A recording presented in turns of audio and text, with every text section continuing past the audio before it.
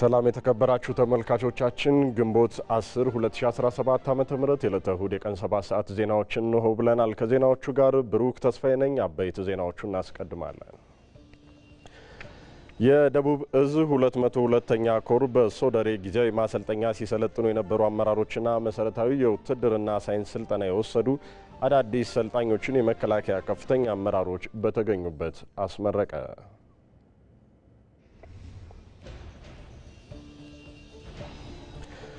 በአዲስ አበባ ከተማ አስተዳደር እየተገነባ የሚገኘው የቀበና ወንዝ ዳርቻ ልማት አካል የሆነው ከጣሊያን ኤምባሲ ጀርባ እስከ ቤላ ድልድይ ያለው ፕሮጀክት ተጠናቀቀ።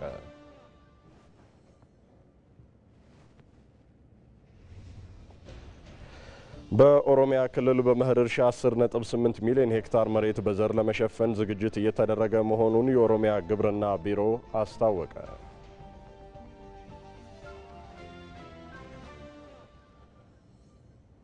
ከውጭ የእስራኤል ጦር በጋዛ ከፍተኛ ወታደራዊ ዘመቻን ከፈተ።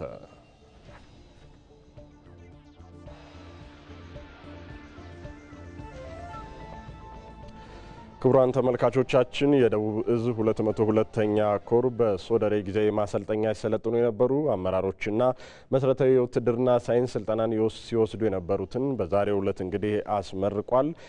ይህንኑ ጉዳይ በተመለከተ ከሶደሬ ባልደረባችን ምንተስኖት ይልማ በቀጥታ መስመራችን ላይ ተገኝቶ ካፍታ በኋላ መረጃዎችን የሚያደርሰን ይሆናል። ወደ ቀዳሚው ዜና እናልፋለን። አሁን የአፍሪካ ኤአይ ሰሚት አዲስ አበባ ላይ ይካሄዳል። በዚህ ሰሚት ሰሞኑን እንደምናየው 1000 ገደማ ድሮን ስዋርም ድሮኖች ያሉበት ሾው ይታያል። ያኔ ስለ ድሮን ስናወራ የነበረውና ዛሬ ግን 1000 ድሮን ሰማይ ላይ ለቀን የተለያየ ነገር ጽሁፎች ምናምኖች የምናየው 1000 ድሮን 1000 ሰው መድበናል ነው ኦፕሬት የምናደርገው። ኤአይ ነው የሚሰራው። ስለዚህ ኤአይ እንዴት ማሽን ማንቀሳቀስና ነገሮች መግለጥ እንደቻለ ኢትዮጵያ ውስጥ የሚታይበት ዘመን ደርሰናል። ይሄ በብዙ ዓለማትም ጥቂት ቦታ ከሚታይ በስተቀር ኤቭሪዌር የሚታይ ነገር አይደለም።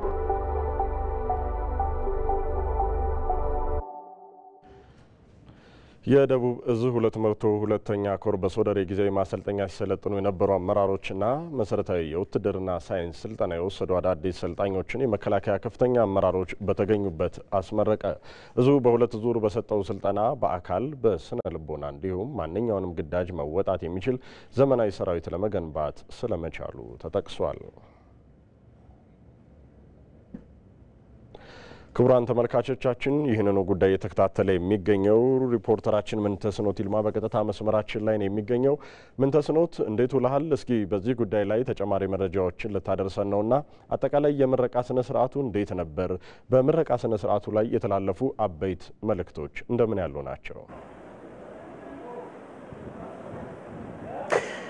አመሰግናለሁኝ ብሩክ። እንግዲህ አንተም እንደገለጽከው በዚህ በደቡብ እዝ 202ኛ ኮር በጊዜያዊ ማሰልጠኛ በሆነው በሶደሬ በስራ ላይ ያሉ ወይንም በአባል የሆኑ ወታደሮች እንዲሁም ከዚህ በፊት በሁርሶ ማሰልጠኛ የሰለጠኑ ነገር ግን አሁን የደቡብ እዝን 202ኛ ኮርን የተቀላቀሉ አዳዲስ የሰራዊቱን አባላት ነው ለነሱ ነው ስልጠናው ሲሰጥ የከረመው።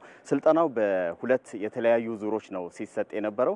እነዚህ ስልጠናዎች የሰራዊቱን የግዳጅ የመፈጸም አቅምን የሚያሳድጉ መሆናቸው ነው በመድረኩ የተነሳው። ከዛ በተጨማሪ እንግዲህ ሰራዊቱ ተልኮ ዘርፈ ብዙ መሆኑ በመድረኩ ተነስቷል። የመጀመሪያው ህብረተሰቡ በሰላም ወጥቶ በሰላም እንዲገባ የህብረተሰቡን ደህንነት የህብረተሰቡን ሰላም ማስጠበቅ ነው። ሌላው ደግሞ የልማት ፕሮጀክቶችን እንደዚሁ መጠበቅ ነው። ስለዚህ እየተሰጡ ያሉ ስልጠናዎች የሰራዊቱን የግዳጅ የመፈጸም አቅምን እንዲሁም እየተሰሩ ያሉ መሰረተ ልማቶችን ከመጠበቅም አንጻር የህብረተሰቡንም ሰላም ከመጠበቅ አንጻር እንደዚሁ ግዳጅ የመፈጸም አቅሙን የሚያጎለብት ስልጠናዎች ናቸው ሲሰጡ የነበሩት የሚል ነው በመድረኩ የተነሳው። ስልጠናው እንግዲህ ለነባር ሰራዊትም ለአዳዲስ ለተቀላቀሉ እዙ ለተቀላቀሉ የሰራዊቱም አባላት በስነ ልቦና በአካል እንዲሁም ግዳጅን በመፈጸም አቅም እንደዚሁ የተሻሉ ሰራዊት እንዲሆኑና ለህብረተሰቡን እንዲያገለግሉ ሊያደርግ የሚችል ስልጠና ነው ሲሰጥ የነበረው። በአጠቃላይ በመርሃ ግብሩ ላይ ከመጀመሪያው ጀምሮ በተለያዩ ትርኢቶች በተለያዩ እንግዲህ የኪነ ጥበብ ለዛ ባላቸው ፕሮግራሞች ተጀምሯል። እንግዲህ የደቡብ እዝ ግዳጅ የመፈጸም አቅሙን በማሳደግ የህብረተሰቡን ሰላም ከማስጠበቅ ባሻገር እንደዚሁ በተለያዩ የልማት ስራዎችም እንደዚሁ የሚሳተፍ ሰራዊት እንደመሆኑ መጠን ይህ ስልጠና ክህሎቱን፣ አቅሙን፣ የአካል ብቃቱን እንደዚሁም አስተሳሰቡንና ስነ ልቦናውን የሚያሳድግ እንደመሆኑ መጠን ከዚህም በኋላ እንግዲህ ይህንን ልማት የሚያደናቅፉ ወይንም ጸረ ሰላም ኃይሎችን ከመታገል ጎን ለጎን እንደዚሁ ህብረተሰቡንም እንደዚሁ በሚጠቅሙ የልማት ፕሮግራሞችም እንደዚሁ እንደሚሳተፍ እንግዲህ የደቡብ እዝ ምክትል አዛዥ አድማሱ አለሙ ሌተናል ጀነራል አድማሱ አለሙ ተናግረዋል። በአጠቃላይ የፕሮግራሙ ካለቀ በኋላ ለሰልጣኞች ሰርቲፊኬት የመስጠት መርሃ ግብር እንደዚሁ ተከናውኗል። በዚህ አካባቢ በጊዜያዊ ማሰልጠኛ አካባቢ እየተሰሩ ያሉ የልማት ስራዎችንም እንደዚሁ ለሰራዊቱ በጊዜያዊነት ማደሪያ ማሰልጠኛ የሚሆኑ የተለያዩ አካባቢዎችንም እንደዚሁ ተዘዋውረን ጎብኝተናል። ሰልጣኞችንም አነጋግረናቸዋል። የተሰጣቸው ስልጠና ከዚህ በፊት በውርሶ ማሰልጠኛ ካገኙት ስልጠና በተጨማሪ አሁን እዙን ሲቀላቀሉ ደግሞ ያገኙት ስልጠና የበለጠ ግዳጅን የመፈጸም አቅማቸው እንዲያድግና ህብረተሰቡን እንዲያገለግሉ አስተዋጽኦ እንዳበረከተላቸው ሰልጣኞችም እንደዚሁ ነግረውናል። በአጠቃላይ የተሰጠው ይሄ የምርቃት መርሃ ግብሩ እጅግ ያማረ ነበር ብሎ መውሰድ ይቻላል። ምንተስኖት ለመረጃዎች እጅግ አድርጌ አመሰግናለሁኝ። ጥሩ ቀን ተመኝቻለሁ። ኢትዮጵያ የባህር በር አማራጭ ላይ የጀመረችው የዲፕሎማሲ ጥረት ወጥነት ባለው መንገድ ሊመራ እንደሚገባ ምሁራን ገለጹ። ሪፖርተራችን ሚካኤል ገዙ የሰላሌና የቦረና ዩኒቨርሲቲ የህግ ምሁራንን አነጋግሮ ተከታዩን ዘገባ አሰናድቷል። እንከታተለው። በዓለማችን ላይ ብዙ የህዝብ ቁጥር ኑሯቸው የባህር በር ከሌላቸው ሀገራት መካከል ኢትዮጵያ ተጠቃሽ ነች። ኢትዮጵያ በታሪክ አጋጣሚ ያጣችው የባህር በር የሀገሪቱ የገቢና የውጪ ንግድን ጨምሮ በቀይ ባህር ቀጠና ሊኖራት በሚገባ ሚና ላይ አሉታዊ ተጽዕኖ አሳድሯል። ከኢትዮጵያ ቴሌቪዥን ጋር ቆይታ ያደረጉት በሰላሌ ዩኒቨርሲቲ የህግ ትምህርት ክፍል መምህር የሆኑት ዘላለም ተስፋዬና በቦረና ዩኒቨርሲቲ የህግ ትምህርት ክፍል መምህር የሆኑት ቡልቻ ንጉሴ መንግስት የባህር በር አማራጭ ላይ የጀመረው የዲፕሎማሲ ጥረት ሀገርን ወደ ተሻለ ምዕራፍ የሚወስድ ስለመሆኑ አንስተዋል። የነበረ በታሪክ አጋጣሚ ግን ከስህተቶቻችንም ጭምር ያጣነው ያመለጠን እድሎችን ድጋሚ እሱን ሪክሌም የማድረግና የሪክላሜሽን ጊዜውን የጠበቀ ይመስለኛል። አሁን መንግስት ይህንን አጀንዳ አድርጎ አምጥቶታል እና ጥሩ አጋጣሚ ነው ብዬ አስባለሁ። ምክንያቱም ወሳኝ ነው። የባህር በር በሀገራት ዘንድ የህልውና ጉዳይ ተደርጎ ይወሰዳል። ማደግ የምንፈልገው ፍጥነት እንዳናድግ ማነቆ የሚሆንብን አንዱ ኢሹ ነው ወይ ደግሞ ዋና ነጥብ ነው ብለን ልንወስድ እንችላለን። ምክንያቱም ዛሬ ላይ ኢን ቢሊየንስ ኤንድ ትሪሊየንስ ትራንዛክሽን የሚደረገው በባህር በር ነው። የጅቡቲ ዲሌይ እንኳን ሲኖር ምን ያህል እዚህ ሀገር ውስጥ የገበያ ኢንፍሌሽን ወይም ደግሞ የኑሮ ውድነት ወይም ደግሞ የዋጋ መጨመር እንኳን እንደሚያስከትል እያየን ነው። ስለዚህ የጅቡቲው እንዳለ ሆኖ እሱን ማጠናከር አስፈላጊ ነው። እየተጠቀምንበት ነው። አማራጮችን ማስፋት ያስፈልጋል። ተለዋዋጭ በሆነው የዓለም የፖለቲካ ስርዓት ውስጥ ብሔራዊ ጥቅምን ለማስጠበቅ ጥያቄው በተጠናና በተደራጀ መንገድ ሊመራ እንደሚገባም አመልክተዋል። ለምሳሌ አሁን አባይን ከወሰድኩ መንግስት አቀደው ህዝቡ ገዛው እና የነበረው በህዝቡ ዘንድ የነበረው ቅቡልነቱ በጣም ከፍተኛ ነበር እንደምናውቀውና ቁጭትም ነበር። ተመሳሳይ ቁጭት መፍጠር አለብን። በዚህ ደግሞ ባለቤት ያስፈልጋል። ትልቅ ስራ መስራት አለብን ነው። በፊት ታቡ ነበር አይወራምም። ስለዚህ አሁን ይሄ ነገር መጥቷል፣ መቀጠል መቻል አለበት። ጥናት የሚሰራ ዲፕሎማቲካል ሎቢ የሚሰራ ሌሎች ስትራቴጂዎችን የሚያቀርብ ለመንግስት ኢንስቲትዩሽን ያስፈልጋል። አማራጭ መንገድ የሚያመጣ በፖለቲካው በኩልም ኮሚትመንት ኖሮ የጋራ መቀራረብ መጥቶ አማራጭ የሚመጣበትን መንገድ መፍጠር አስፈላጊ ነው። ኢትዮጵያ የምታነሳው የባህር በር ጥያቄ ታሪካዊና ህጋዊ መሰረት ያለው በመሆኑ ከዓለም አቀፍ የውሃ አካላት አጠቃቀምና አስተዳደር መርሆች ጋር የሚስማማ እንደሆነም ተጠቁሟል። ጎረቤት ሀገሮች ባህር በር ያላቸው ባህር በር የሌላቸው ሀገሮች ጋር መተባበር አለባቸው። በንግድ በኢንቨስትመንት ኢቭን ፖርትን ሊዝ በማድረግ ያን ሁሉ ይፈቅዳል አብሮ መስራት እንደሚችሉ ማለት ነው። ይሄ አንደኛው ነው። ኢትዮጵያ በፊትም በዚህ ያልተከለከለች። ሁለተኛው እንዳልኩ በታሪክ የነበራት ሪክሌም የማድረግ ደግሞ እሱ ደግሞ ሌላ ነው። ኦኬ ይሄኛው ያልተቋጨ ያልተዘጋ ክርክር ያለበት ጉዳይ ያለበት እልባት የሚያስፈልግ ህግ ነው ይሄኛው። ያኛው ባለም አቀፉ የምትሄድበት ነው። ማንም አይከለክልም። ይስደረግ ኖሯል ወደፊትም ይደረጋል ያንን ኦፖርቹኒቲ አጥብቃ መያዝ አለባት ኢትዮጵያ የምትከተለው የጋራ ተጠቃሚነት መርህን በማጠናከር ከቀጠናው ሀገራት ጋር ያለ ሁሉ አቀፍ ትብብርን ይበልጥ አጠናክሮ ማስቀጠል እንደሚገባም በባለሙያዎች ተነስቷል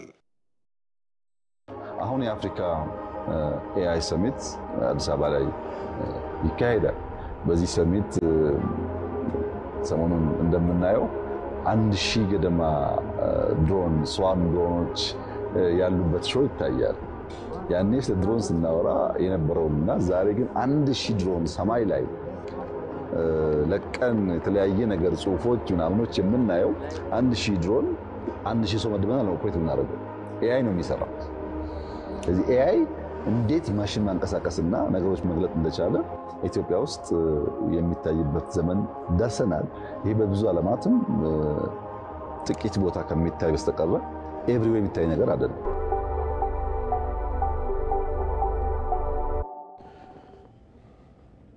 ከመልእክቶች ተመልሰናል በአዲስ አበባ ከተማ አስተዳደር እየተገነባ የሚገኘው የቀበና ወንዝ ዳርቻ ልማት አካል የሆነው ከጣሊያን ኤምባሲ ጀርባ እስከ ቤላ ድልድይ ያለው ፕሮጀክት ተጠናቋል ፕሮጀክቱ ህብረተሰቡን ተጠቃሚ የሚያደርጉ ልዩ የ500 ሜትር ተንጠልጣይ ድልድይን ጨምሮ የተለያዩ አገልግሎቶችንም በውስጡ ይዟል ስለ ፕሮጀክቱ አሁናዊ ይዞታ ሞላ ለማየው ያስቃኘናል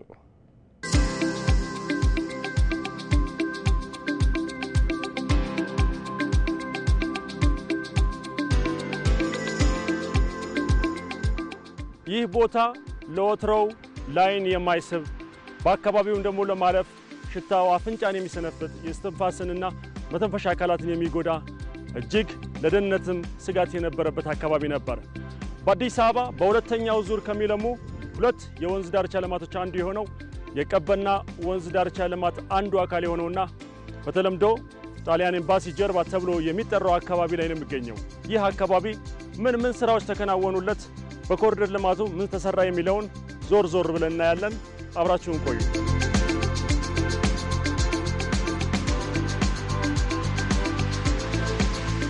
በዚህ በቀበና ወንዝ ዳርቻ ልማት ከተሰሩ ስራዎች መካከል ነዋሪው ክረምት ከበጋ ሳይቸገር የሚሻገርበት ድልድይ አንዱ ሲሆን ከዚህ በተጨማሪም የወንዙ መጠበቂያና ስነ ምህዳሩን የሚያለሙ አረንጓዴ ልማቶች ተከናውነውለታል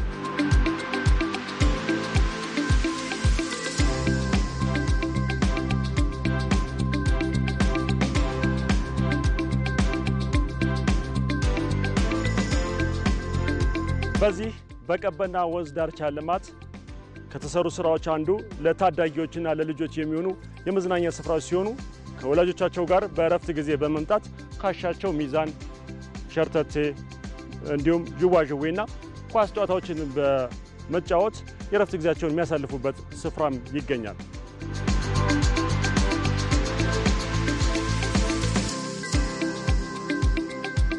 አሁን የምንገኝበት የቀበና ወንዝ ዳርቻ ላይ ነውና የወንዝ ዳርቻ ልማትን የሚያስተባብሩት እርስዎ ኖት ምን ስራዎች ተሰሩ ማለት ይቻላል ይህ አካባቢ ተፈጥሮውና ሁኔታው ምቹ ስለሆነ እነዚህ አይነት ፕላዛዎች ተገኝተዋል ይሄ ላይ ሰርግ እና የተለያዩ ኢቨንትስ ማከናወን ይቻላል ከዛ ከላይ በላኩ ደግሞ ያለው የመጫወቻ ሜዳ አለ የእግር ኳስ ሜዳ አለ ከሱ ላይ ደግሞ መቀመጫዎች አሉ በዚህ በላይ በኩል ተሻግሮ ምታዩት ከማዶ ምታዩ ተንጠልጣይ ድልድይ ያለው ወደ 500 ሜትር ያንን ተንጠልጣይ ድልድይ ተሻግሮ ከላይ ምናያቸው ካፍቴሪያ የልጆች መጫወቻ የመኪና ፓርኪንግ የሳይክል ፓርኪንግ የመሳሰሉ አሉ ማለት ነው እነዚህን በዚህ ሰርኩሌት አድርጎ ችኛዋንም ድልድይ ተሻግሮ ወደዚህ የሚገናኝበትና በሁለቱም አቅጣጫ ሄዶ ቤላጋ የሚገናኙበት ሁኔታ ነው ያለውና በጣም ደረጃውን የጠበቀ የኮንክሪት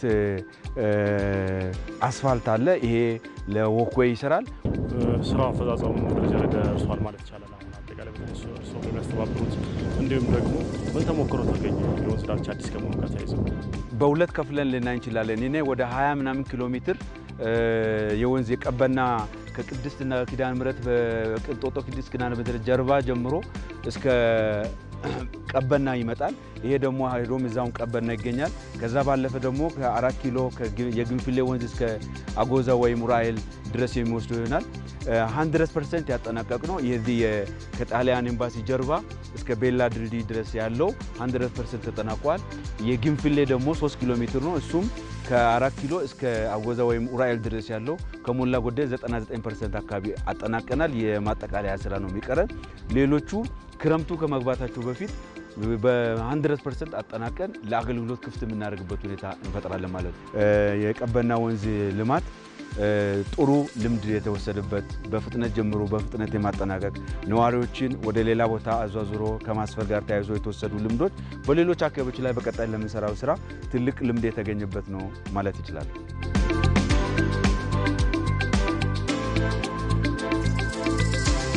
በሁለተኛው ምዕራፍ ከሚገነቡ የወንዝ ዳርቻ ልማቶች አንዱ በሆነው የቀበና ወንዝ ዳርቻ ልማት በተለምዶ ጣሊያን ኤምባሲ ጀርባ አካባቢ የሚገኘው ይህ ተንጠልጣይ ድልድይ አንዱ የስራው አካል ሲሆን ይህ ድልድይ ለቱሪስት መስህብነት ከማገልገል ባሻገር ከወንዙ ግራና ቀኝ ለነበሩ የህብረተሰብ ክፍሎች እፎይታን የፈጠረ ነው። ክረምት በወንዝ ደራሽ ጎርፍ ስጋት፣ በጋም ሆነ ክረምት ደግሞ በደህንነት ስጋት አማካኝነት ከግራም ከቀኝም ያለው ህብረተሰብ ክፍሎች ለመገናኘት የነበረባቸውን ችግር የፈታ ድልድይ ነው።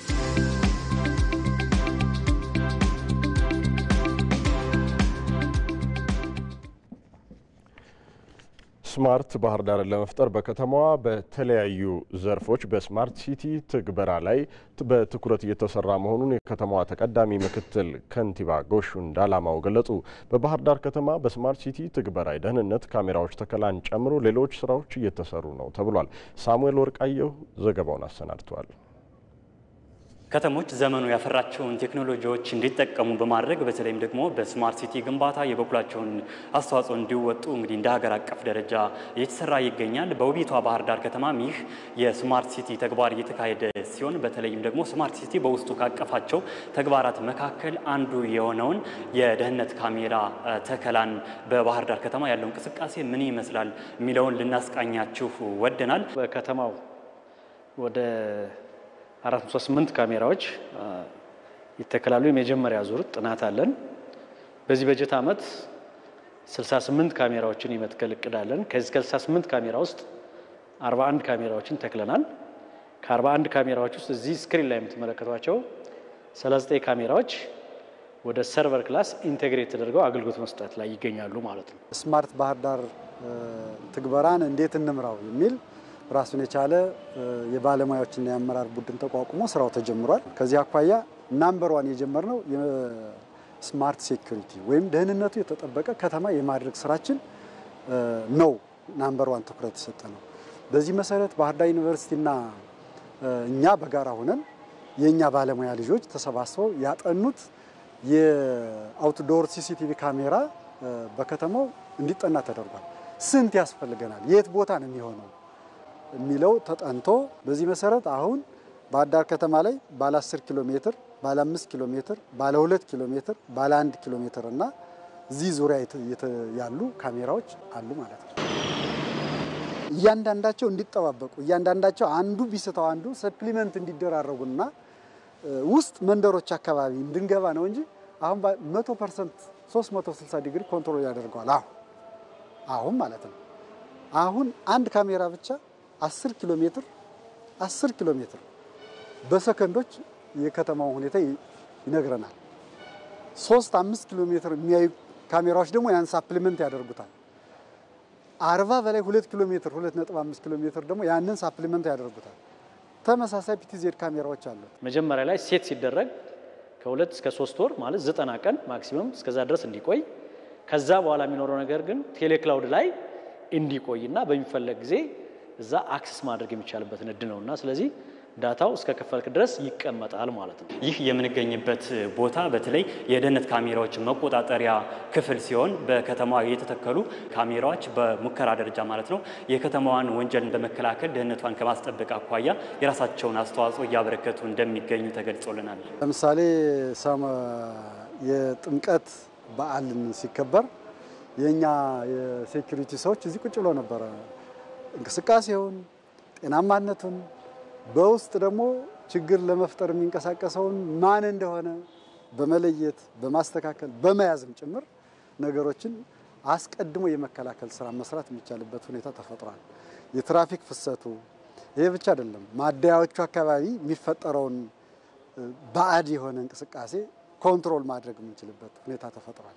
ይሄንን አሁን እንዲሁም ሁሉም ማደያዎች የሲሲቲቪ ካሜራ እንዲገጠምላቸው ከዚህ ከኛ ሲቹዌሽን ሩም ጋር እንዲያያዙ አንድ ሰው ብቻ እዚህ ቁጭ ብሎ ኮንትሮል ማድረግ የሚችልበትን ስርዓት ሁሉ ለመገንባት እየሄድን ነው። ለከተማው ህገወጥነትን ለመከላከል በጣም አይነተኛ ሚና ነው ያለው። በከተማ ከደህንነት ካሜራ ተክላ በተጨማሪም በሌሎችም በስማርት ሲቲ ትግበራ ውስጥ በተካተቱ 6 ተግባራት እየተሰራ እንደሚገኝም ተገልጿል። ከነዚህም መካከል አገልግሎት አሰጣጥን ዲጂታይዝ የማድረግና የክፍያ ስርዓትን ማዘመንና ሌሎችም ይገኙበታል። የወራቤ ከተማ ነዋሪዎች በጽዱ ኢትዮጵያ ንቅናቄ በተሰሩ ልማቶች ተጠቃሚ መሆኗን ነዋሪዎቹ ገለጹ። ከተማ አስተዳደሩም ህብረተሰቡን ተጠቃሚ የሚያደርጉ ልማቶችን አጠናክሮ እየሰራ መሆኑን አስታውቋል። ዋለልኝ ታምር ተጨማሪ አለው። በአዲስ አበባ የተጀመረውና በተለያዩ ከተሞች ጽዱ ኢትዮጵያን እንፍጠር በሚል መርህ የተለያዩ ስራዎች ተግባራዊ እየተደረጉ ነው። ይህ የህዝብ ተጠቃሚነትን ለማሳደግ ጽዱ ኢትዮጵያ ተብሎ በከተሞች እየተሰራበት ያለው ንቅናቄ በወራቤ ከተማም ተጀምሯል። ከከተማዋ ነዋሪዎች መካከል ወይዘሮ ፈዲላ ከድር በስራ ቦታው አካባቢ በነበረው የመጸዳጃ ቤት እጥረት ስራቸውን በአግባቡ ለመከወን ተቸግሬ ነበር ነው የሚሉት። እስከ 12 ሰዓት ድረስ እዚህ ነው የሚሰራው፣ ሻይ ቡና ማለት ነው የሚሰራው። ግን እስከዛውም ድረስ ስቸገር ነው የምውለው። ቤቴ ሩቅ ነው። ተቸግሬ ሽንቴን ይዤ ውዬ ነው ሌላ ቦታ የምሄደው። ለምንድን ነው እዚህ አካባቢ ሽንት ቤት የለም? ሽንት ቤት ለሌለ አሁን ግን ሽንት ቤት ተሰርቷል። አልহামዱሊላህ።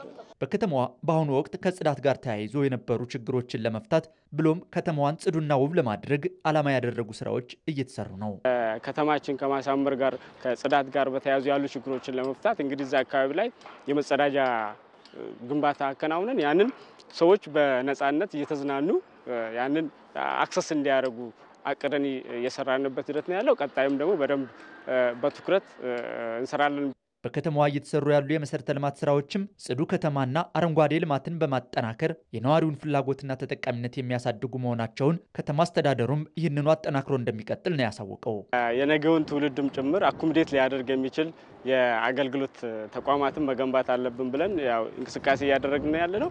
ከጽዱ ኢትዮጵያ ፕሮጀክት ቀጥሎ በደንብ ትኩረት ሰጥተን እየገነባን ያለነው አንዱ የፐብሊክ ፓርክ እየገነባን ያለንበት ሂደት ነው ያለው። የፐብሊክ ኮንፈረንስም ሌሎችም የተለያዩ ኮንፈረንሶች የምናደርግበት አዳራሽ ገንብተናል። በተመሳሳይ ደግሞ ኮፊ ሃውስም ጭምር እንትን ብለን ሌላው የግሪነሪ ስራዎች እዚህ ፓርክ ውስጥና የወንዝ ዳርቻ ልማት አቅደን እየሄድን ያለንበት ሂደት ነው ያለው። ከዚህ ከመዝናኛውና ከአገልግሎት ከዚህ ከጽዳት ከከተማ ውበት ጋር በተያያዘ የምንሰራቸው ስራዎች እንዳለ ሆኖ ሌሎችም ስራዎችን ግን ጎን ለጎን አያይዘን በዚህ ዓመት ላይ አቅደን እየሰራን ያለንበት ሂደት ነው ያለው። የወራቤ ከተማ ነዋሪዎችም እየተሰሩ ባሉ ልማቶች ደስተኛ መሆናቸውን ገልጸው ስራው ተጠናክሮ እንዲቀጥል ጠይቀዋል።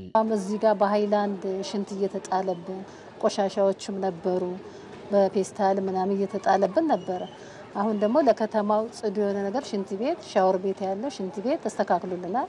በቅርብ ጊዜ ስራ እንደሚጀምርልን ነው ለከተማው ማለት ነው። አሁን ማሻአላህ ጥሩ ነገር ነው ተደረገልን። ልጆቻችንም እየተቸገሩ ነበር። እዚህ ሰፈር ብዙ ማህበረሰብ ከመኖሩ አንፃር ሽንት ቤት እዚህ ጫት ቤቱ ምናምን ብዙ ሰው ስለሚመጣ የመጣሰው ሁሉም ብዙ ሰው እዚህ ሰፈር ስለሚቀመጥ ማለት ነው። አሁን ይሄ ሽንት ቤት በመሰራቱ በጣም ነው ደስ አለኝ። ፕሮቶኮሉን ተጠበቀ። ሻወር ቤት አለው፣ ሽንት ቤት አለው፣ እንትን ሁሉ ነገር መስተካከሉ በጣም ደስ ብሎኛል። ያው ሽንት ቤቱ እዚህ ጋር መኖሩ ለኛ ጥቅም አለው። ቀን ሙሉ ስለምንሰራ ቤት መሄድ ስለማንችል ሩቅ ስለሆነ ቤታችን እዚሁ እንጠቀማለን ማለት ነው። በኢትዮጵያ በሚሊዮን የሚቆጠር ሕዝብ የመጸዳጃ ቤት እጥረት እንዳለበት መረጃዎች ያሳያሉ።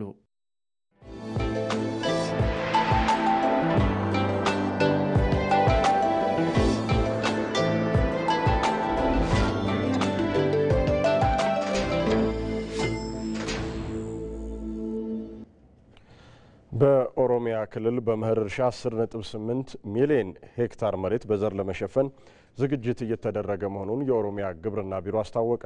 አርሶ አደሮቹ በበኩላቸው የማዳበሪያና የዘር ስርጭት አቅርቦት እጥረት እየገጠማቸው ስለመሆናቸው ተናግረዋል። ሩት ወርቁ በኦሮሚያ ክልል በዘንድሮ የመኸር እርሻ 10.8 ሚሊዮን ሄክታር መሬት በዘር ለመሸፈን ዝግጅት እየተደረገ ነው። እቅዳችን እስካሁን ድረስ 50% አካባቢ የማሳ ዝግጅት የተዘጋጀበት አግባብ ነው ያለው። ከዚህ ውስጥ ደግሞ 400 ሺህ ሄክታር አካባቢ የሚሆነው በተለይም ይሄ ደቡብ ኦሮሚያ ላይ በዘር የተሸፈነበትና አሁን ሰብል እንክብካቤ ላይ ነው ያለነው ወይም ሰብል ጥበቃ ላይ ነው ያለነው። በቡኖ በደሌ ዞን አርሶ አደሮች መሬታቸውን አዘጋጅተው እየተጠባበቁ ቢሆንም የማዳበሪያና ዘር አቅርቦት መዘግየት እንዳጋጥማቸው ነግረውናል። የማዳበሪያ ችግር አለብን። አቅርቦትም ደግሞ በጊዜ አይገባም። አሁን ዘር እያንዳንዱ ገበሬ እጅ መግባት ሲገባ እስካሁን ዘግይተዋል፣ አልመጣም። አሁን እኛ ዝናብ ጥሎ ቢሆን ሚያዝያ 25 ከሚያዝያ 10 ጀምሮ ይዘራ ነበር። አሁን ግንቦት ዛሬ 7 ነው፣ አለቀ ማለት ነው። ሰኔ ከገባ ውሃ መሬቱ ከተገበ ሂል አይሆንም። ማዳበሪያ አሁን ገንዘቡን ከፍለናል፣ እስካሁን አልተከፋፈለልንም፣ አልተሰጠልንም። ማዳበሪያም ደግሞ አምና 2000 ነበረ፣ ዘንድሮ 4100 ነው። አንድ ጉሞዴ ማዳበሪያ ላይ በጣም ችግር አለን። ዘርም ደግሞ እንደ ልብ አይገኝም። መሬት ግን አስለዝተን አርሰን አዘጋጅተናል። ከማዳበሪያ ዋጋ መጨመር ጋር ተያይዞ አርሶ አደሩ እያነሳቸው ያሉ ቅሬታዎች ቢኖሩም የአቅርቦት ችግር ግን አለመኖሩ ተገልጿል። የግብአት እጥረት የለም።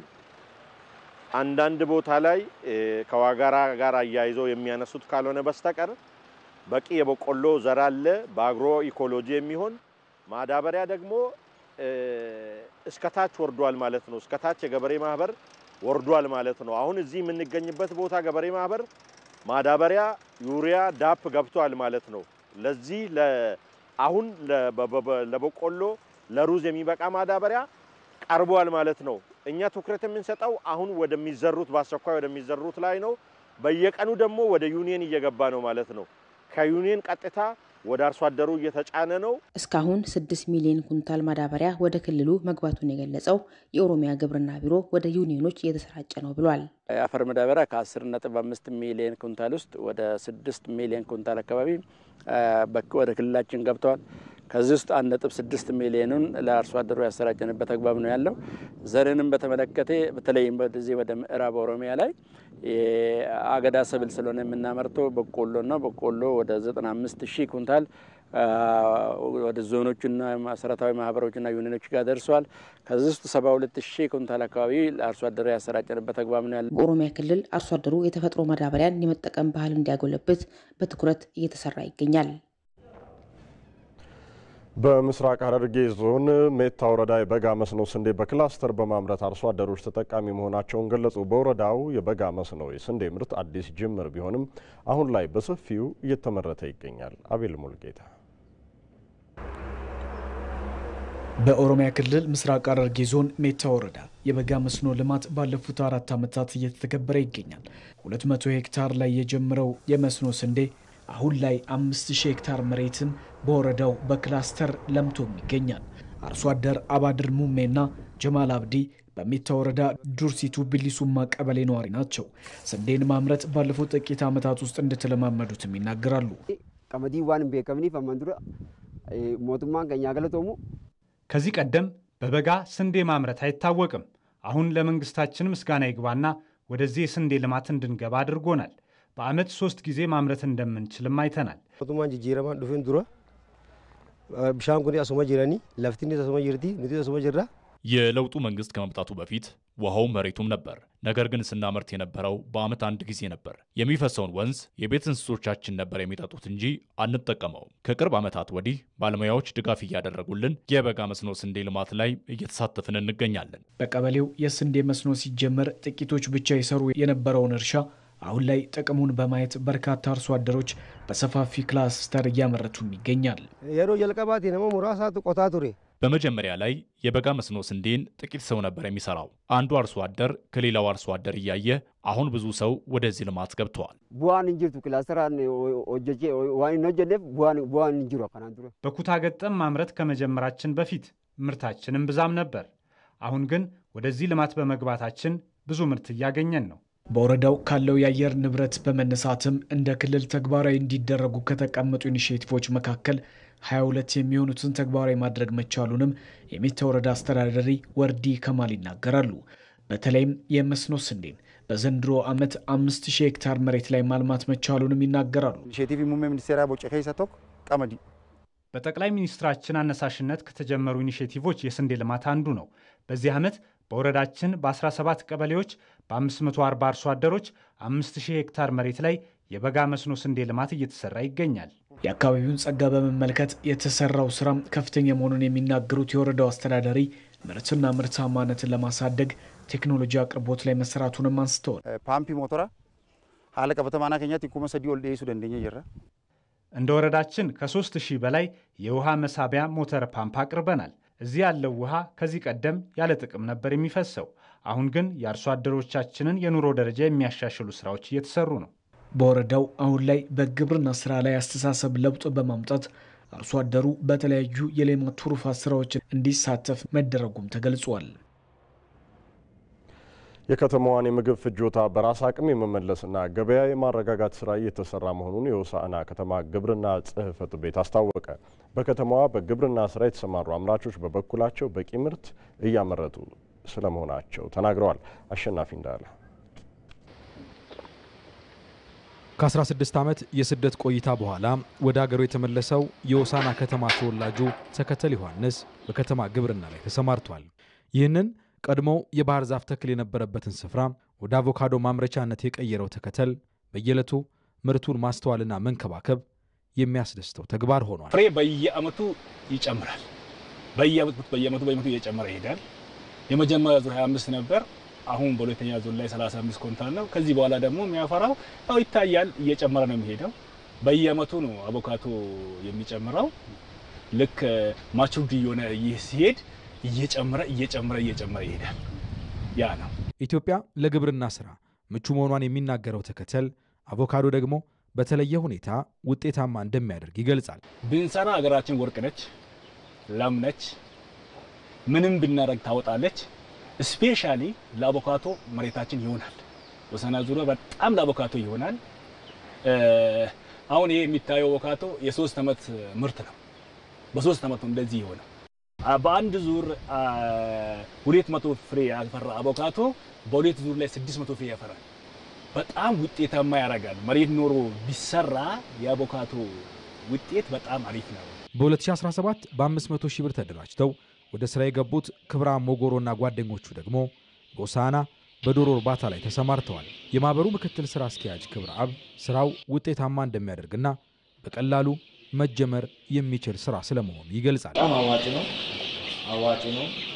ስራ ማንም ሰው ቢሰራ በጣም ይጠቅማል። ውጭ ሀገር ሰው ከሚሰደድ እዚህ ሀገር ላይም ሀገራችን ላይ ቤት ላይ ሆነን መስራትና መለወጥ እንችላለን። አንድ ቀን ጫጩት ማለት እንክብካቤ ነው የሚፈልገው። ያው ማንኛውም በአግባቡ መስራት፣ ውሃ በአግባቡ መስራት፣ መድኃኒት በአግባቡ መስራት፣ ብዙ ሰው እንዳይገባ እግር ይዛ ጋር እያስረገጠን እናስገባለን። በቃ የሚያስፈልገውን መጠበቅ ያለብን ነገር መጠበቅ ነው እንጂ ሌላ አንድ ቀን ጫጩት ሲባል ይሄን ያህል ከባድ ነገር አይደለም። ለመስራት በጣም ቀላል ናቸው።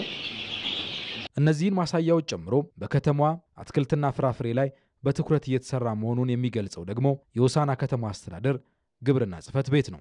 አትክልት ላይ ሞር ፎከስ አድርገን እየሰራን ያለን በ1 አመት እስከ 2 አመት ከተማውን በአትክልት ለመሸፈን ከፍጆታ ባለፈ ለገበያ የምናመርት ይቅዳለን። በ2 አመት እስከ 3 አመት በፍራፍሬ ምርት ለራስ ፍጆታ አልፎ ወደ ጎረቤት ዞኖች ለሽያጭ ለማቅረብ ጥንቃቄ እና በትክክለኛ ሳይንቲፊክ በሆነ አግባብ እየተሰራ ነው። በከተማዋ የሚቀርቡ የሥራ ቦታ ጥያቄዎችን በተገቢ ሁኔታ እንደሚመልስም የከተማው ግብርና ጽሕፈት ቤት አስታውቋል። በደቡብ ኢትዮጵያ ክልል ደቡብ ኦሞ ዞን የሚገኘው የዳሰነች ወረዳ አሁን በሙዝ ምርታማነቱ እየታወቀ መጥቷል። የአካባቢው ማህበረሰብ ብሎም በዚያ የተሰማሩ የግል ባለሀብቶች ሙዝን በስፋት በማምረት ለሀገር ውስጥ እንዲሁም ለውጭ ገበያ እያቀረቡ ይገኛሉ። የደቡብ ኦሞ ዞን አስተዳደር በበኩሉ በዞኑ ለግብርና ስራዎች ያለውን እምቅ አቅም ለመጠቀም እየተሰራ ስለመሆኑ አስታውቋል። ወንዶሰን አፈወርቅ ዘገባውን አሰናድቷል። የተለያዩ የሀገሪቱ አካባቢዎችን አቋርጦ መዳረሻውን ኬንያ ቱርካና ሐይቅ የሚያደርገው ኦሞ ወንዝ ለተለያዩ የልማት ስራዎች እንዲውል እየተደረገ ይገኛል። በዳሰነች ወረዳ የሚገኙ አርሶ አደሮች እንዲሁም ከተለያዩ አካባቢዎች የመጡ ባለሀብቶችም ወንዙን በመጠቀም የግብርና ምርቶችን እያለሙ ነው። ወረዳው ሞዴል አርሶ አደር የሆኑት ሎ ቀለማይ የኦሞ ወንዝን በመጠቀም የተለያዩ የግብርና ምርቶችን በማሳቸው እያመረቱ ይገኛል። ማንጎ አለ፣ አቮካዶ አለ፣ ሎሚ አለ፣ እነኚህ ከዚያ ሙሶች አሉ፣ ፓፓያ አሉ። ይሄን ጣፋጭም ስለቀመስ እንደው አለቀም እስከ ኡምራት ድረስ እንደው ያው ገበያ ይመጣ ናቸው። ባለቆ ላይ ከዚህ ይወስዳል፣ በሙስ ላይ ይወስዳል፣ በሎሚ ላይ ከዚህ ይወስዳል። ማንጎ አሁን ጀምራለች። ይሄንን ስለጀመረ እንደው በጣም ጥሩ ከዚህ እድገቱ አድጋለሁ ብዬ እንደው ያው ከወረዳ ውስጥ ላይ ካለበት ውስጥ ላይ በጣም ትኩረት እንደው ሰጠ ነው። እስከ አሁን ድረስ ያው ጣፋጭ ስላለ ለውጥ ስላለ ከቤትን ሰርቻለሁ፣ ከቴሌቪዥን ገዝቻለሁ። ለሁሉ ነገር ከዚያ ከብቶችን ይጠቅማል። ይሄንን ስላየው ልቤ በእርሻ ላይ ነው። አዎ በእርሻ ላይ ናቸው። ያም ከባለሙያ ሲናገር በጣም ናቸው፣ ጥሩ ናቸው። ቀበላለሁ። ሁሉ ጊዜ ሲመጣ ቀበላለሁ። በዳሰነች ወረዳ በርካታ ባለሀብቶች በተለያዩ የኢንቨስትመንት አማራጮች ተሰማርተው ይገኛሉ። ከነዚህ ባለሀብቶች መካከል የሀገር ውስጥ ባለሀብቶች በዚህ በምታዩት መልኩ እንግዲህ በሙዝ እርሻ ዘርፍ በስፋት ተሰማርተው ነው የሚገኙት። ምርቶቻቸውንም ለሀገር ውስጥ ገበያዎች እንዲሁም ደግሞ ከሀገር ውስጥ ተሻግረው ለውጭ ገበያዎች በስፋት እያቀረቡ ነው የሚገኙት። በዚህም የውጭ ምንዛሪን ለሀገሪቱ እያስገኙ ይገኛሉ። በአሁኑ ሰዓት ሁሉም ወደ ምርት ገብቷል። አሁን የለበሰው ኦልሞስት ወደ 500 ያህል ሄክታር ላይ የደረሰ ሙዝ ገበያ ላይ ገብቷል። ወደ ውጭ የሚወጣበት ሂደት አለ። ለሀገር ውስጥ አዲስ አበባም በዚህ በሁለቱ ሁኔታ ነው እያቀረበን ያለ ነው። 2015 ነው ይሄን የምናየው። ዛሬ 2017 የሁለት ዓመት ልዩነት ውስጥ ነው ይሄንን ያሻፈን ነው እና ከዛ በፊትም ሶማሌላንድ አሁንም ደግሞ ሶማሌላንድና አዲስ አበባ ነው የምናቀርበው ያለው። የዳሰነች ወረዳ ግብርና ጽሕፈት ቤት ኃላፊ ሙዳቡራ የግሉ ዘርፍ ባለሀብቶች በተለይም ሙዝን በስፋት የማምረት ስራ እየሰሩ መሆኑን ገልጸዋል። አፈሩ ለም ነው። አፈሩ ለም ከሆነ የተነሳ ሙዝ ምርታቸው በጣም ከሌላው ሰብል አይነቶች የተሻለ ነው። እንደ አጠቃላይ 11 ግል ኢንቨስትመንት አለ ወረዳችን። ከዛ ውስጥ ሙዝ ምርት ውስጥ ገብተው ወደ ውጭ ኤክስፖርት እያደረጉ ያሉት ወደ 5 የሚጠጉ አሉ አሁኑ ሰዓት ላይ። ለዚህ ምርቱ ጥሩ ነው ማለት ነው። ህብረተሰቡ ከዚህ በፊት በሙዝ ምርት ላይ ተደራጅተው በማህበር ተደራጅተው ያመረተ እስከ አዲስ አበባ ኢትዮጵያ ድረስ በማህበር ያቀርቡ ነበር። በቅርብ ጊዜ በወንዝ ሙላት የማህበሩ ወድሟል። ነገር ግን አሁን በግል ደረጃ ሙዝ ምርት የተሰማሩ ግለሰቦች አሉ። እነዛ አሁን ከራሳቸው ቤተሰብ ኮንሰምፕሽን አልፎ እስከ ገበያ ድረስ ማለት እዚህ አካባቢውን ገበያ ድረስ የማቅረብ ስራ ላይ እየሰሩ ነው ያሉት በአሁኑ ሰዓት። የደቡብ ኦሞ ዞን አንጻራዊ ሰላም የሰፈነበት መሆኑ በግሉ ዘርፍ ባለሀብቶች ተመራጭ እንዲሆን አድርጎታል የሚሉት የዞኑ ዋና አስተዳዳሪ ማዕከል ማላኩ 68000 ሄክታር መሬት ለእርሻ ስራ እንዲውል ለግል ባለሀብቶች መሰጠቱን ተናግረዋል። ከ80 በላይ ኢንቨስትመንት በተለይ በእርሻ ዘርፍ ላይ የተሰማሩ አካላት አሉ። ወደ 68000 ሄክታር ያክል ለእርሻ የሚውል መሬት ለግሉ ባለሀብቶች ተሰጥቷል። ይሄ እንዳለ ሆኖ ከዛ ውጪ ያው ሀገራችን ትላልቅ ሜጋ ፕሮጀክቶች የስኳር ፋብሪካን ጨምሮ በዞናችን ውስጥ ነው የሚገኘውና ለዛም በቂ የሆነ መሬት ተሰጥቶ በዛ ልክ ያለውን ሀብት ተጠቅሞ ማልማት ሙከራዎች እየተደረገ ነው የሚገኘው።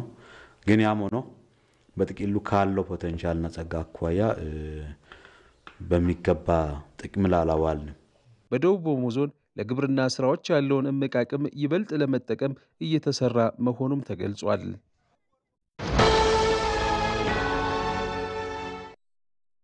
ኃላፊነቶች ሲበዙ ዘመናዊ መፍትሄ መጠቀም ብልህነት ነው። አዲሱ ሲቢ ብር ፕላስ የገንዘብ ዝውውር ባህሉን ይበልጥ ሊያዘመን መጥቷል። ለተለያዩ ሰዎች ገንዘብ ለመላክ ጊዜ መፍጀት ቀርቷል። ተሻሽሎ የመጣው ሲቢ ብር ፕላስ በአንዴ ለብዙ ሰዎች መላክ ያስችላል። የአየር ሰዓትና የሚላክ ገንዘብ ደግሞ ስልኩ ቀኑን ጠብቆ እንዲልክና እንዲሞላ ማድረግ። ከሲቢ ብር ወደ ሌላ ሰው ለመላክ ማጂክ ፔይ ፈጣንና ቀላል አማራጭ ነው። አሁን ባሉበት ሆነው የኮንዶሚኒየም ብድር ክፍያውን መክፈል ይችላሉ። ገንዘብ ለመጠየቅ ሊንክ ፈጥሮ ወደሚፈልጉት ሰው መላክ ብቻ በቂ ነው። ገንዘብ ሲቢ ብር ሂሳቡ ላይ ባይኖርም ችግር አይደለም። የባንክ ሂሳቡን በሲቢ ብር ፕላስ በኩል ያገኙታል። የጉዞ ትኬት፣ የዲኤስቲቪ ሌሎች ተጨማሪ አገልግሎቶችን ወደ ሲቢ ብር ፕላስ ሚኒ አፖች ጎራ ይበሉ። መተግበሪያው ከአፕ ስቶር ወይም ከፕሌይ ስቶር በማውረድ ባሉበት ሆነው መመዝገብ ይችላሉ። ሲቢ ብር ባሉበት ሁሉ አለ። የኢትዮጵያ ንግድ ባንክ ሁሌም የሚተማመኑበት ባንክ።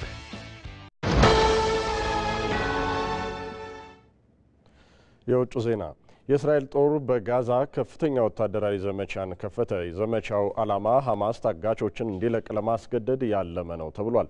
ይሁን እንጂ ይህ የተፈጠረው ሐማስ በጋዛ የተኩስ አቁም ላይ ለመድረስ ከእስራኤል ጋር አዲስ ዙር ድርድር በኳታር ዶሃ በጀመረበት ወቅት ነው። እስራኤልና ሐማስ የደረሱበት የተኩስ አቁም ከፈረሰ ወዲህ 3000 ፍልስጤማውያን መገደላቸው ሲነገር በአጠቃላይ ጦርነቱ ከተጀመረ ጀምሮ የተገደሉ ፍልስጤማውያን ቁጥር ከ53000 በላይ መድረሱን ከኤኤፍፒ ዘገባ ተመልክተናል። ቢቢሲ ከደቂቃዎች በፊት ይዞት በወጣው መረጃ ደግሞ በእስራኤልና ሐማስ መካከል እየተካሄደ ባለው ድርድር ሐማስ 9 ተጨማሪ ታጋቾችን ለመልቀቅ ሀሳቡን አቅርቧል። ድርድሩ መደረግ የጀመረው የእስራኤል ጦር በጋዛ ሰርጥ ላይ አዲስ ጥቃት ከከፈተ ከሰዓታት በኋላ ነው። ሐማስ 9 ታጋቾችን ለመልቀቅ የተስማማ ሲሆን በምላሹ የ60 ቀናት የተኩስ አቁምና እስራኤል የፍልስጤም እስረኞችን እንድትለቅ መጠየቁን አንድ የፍልስጤም ባለስልጣን ለቢቢሲ ተናግረዋል። ባለስልጣኑ አክለውም ስምምነቱ ከተደረገ በቀን 400 የእርዳታ መኪኖች ወደ ጋዛ እንዲገቡና ህሙማንን ከጋዛ እንዲለቁ ያስችላልም ብለዋል። እስራኤል በበኩሏ ቀሪዎቹ ታጋቾች በህይወት ስለመኖራቸው ማረጋገጫና ዝርዝር መረጃዎችን ጠይቃለችም ብሏል። አዲስ የተኩስ አቁም ድርድር በኳታርና በአሜሪካ ሸምጋዮች በዶሃ ካለፈው ቅዳሜ ጀምሮ እየተካሄደ ስለመሆኑም ቢቢሲ አትቷል። ክቡራን ተመልካቾቻችን አሁን ደግሞ ስፖርታዊ ጥንቅሮችን የምንከታተልበት ሰዓታችን ላይ ነን። ተረኛ የስፖርት ጉዳዮች አቅራቢው ደግነት መኩሪያ ነው። ደግነት እንዴት ውለሃል? እንደምን ዋልክ ብሩክ? ይመስገናለን። ስፖርታዊ ጥንቅሮችን ማቅረብ ትችላለህ። አመሰግናለሁ።